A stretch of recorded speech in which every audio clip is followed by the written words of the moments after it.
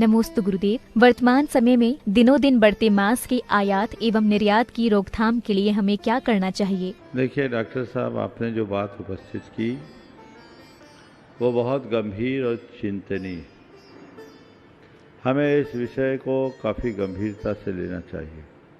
मुझे समझ में नहीं आ रहा है कि सरकार के नीति निर्धारकों को क्या हो रहा है, उन्हें इसकी क्या ज़रूरत आ पड़ी। अभी तक तो एक्सपोर्ट की बात थी, अब इंपोर्ट होकर करके सरकार क्या चाहती है? भारत जैसे कृषि प्रधान देश को, वसुधैव कुटुंबकम का संदेश देने वाले देश को इस तरह लहूलुहान करने का क्या प्रयास? ये निश्चित बहुत ही खतरनाक, भयानक और घृणास्पद कार्य है। इसके परिणाम भी बहुत भयानक निकलेंगे। हर व्यक्ति को इसके लिए आंदोलित होना चाहिए और सरकार तक ये संदेश पहुंचाना चाहिए कि ऐसा कृत्य करके हमारी पीढ़ियों को आप गलत रास्ते पे ले जाने से रोक। भारत में जो चीज़ें जहाँ हैं सुलभ है। आज तक भारत ने कभी ऐसी चीज़ों का आयात नहीं किया और न ही इस तरह का निर्यात करना भारत के लिए उचित है। यह अंततः भारत के भारतीय मूल स्वरूप को प्रभावित करने वाली चीज़ है। इससे भारत का गौरव घटेगा, गौरव खंडित होगा। इसलिए हमें इसके लिए पुरजोर प्रयास करना चाहिए।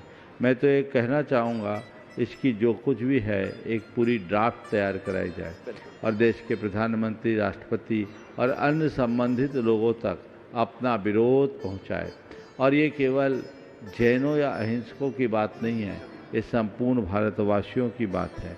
आपने अभी एक कहा कि विज्ञान ये कहता है कि सुअर के मांस से कैंसर भी हो सकता है, तो हम ऐसी चीज़ों का क्यों आयात करें और पूरे विश्व में भी बड़े निर्यातक, नंबर 1 निर्यातक के रूप में बनने की जो संभावना आपने प्रकट की है, ये घोर चिंतनीय और निंदनीय भी है। सरकार एक बड़ी गंभीर और संवेदनशील सरकार के रूप में प्रतिष्ठित है। ये सरकार की प्रतिष्ठा के भी अनुकूल नहीं है। तो जो भी सरकार में बैठे लोग हैं, वहाँ तक अपनी आवाज़ को लोकतांत्रिक तरीके से सभी को पहुँचाना चाहिए और ये प्रयास करना चाहिए कि इस तरह के कृत्य रुके, इसकी पुनरावृत्ति न हो।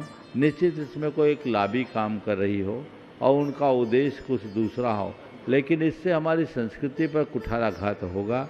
जिनको जो खाना पीना है वो उनकी अपनी जीवन शैली है, पर सरकार को कोई भी नीतियाँ निर्धारित करते समय अपनी सांस्कृतिक परंपराओं का पूरा ध्यान रखना चाहिए।